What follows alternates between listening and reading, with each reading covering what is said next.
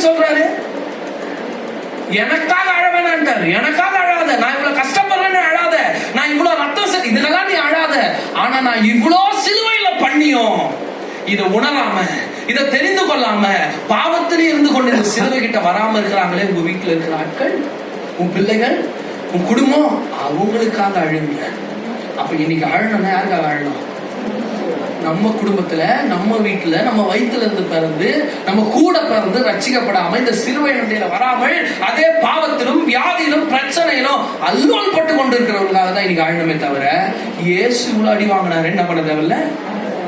எனக்காக அழாதீர்கள். இயேசு சொல்ற, எனக்காக அழாத, உங்களுக்காக, உங்கள் பிள்ளைகளை உனக்கு அழு. நான் எதுக்காக மறிக்கிறேன்றதை புரிஞ்சுக்கணும், என் கிட்ட வரணும்னு பாரு. அவன் எத்தனை பேர் இன்னைக்கு அப்படி ஒரு காரியம் பண்ண போறீங்க? நான் என்னையும் பார்த்து வந்து ஆண்டவர் இப்படி பண்ணிட்டாரு, ஆண்டவர் இப்படி பண்ணிட்டாங்களே, ஆண்டவர் எவ்வளவு கஷ்டப்பட்டாரு அப்படின்னு அழகு.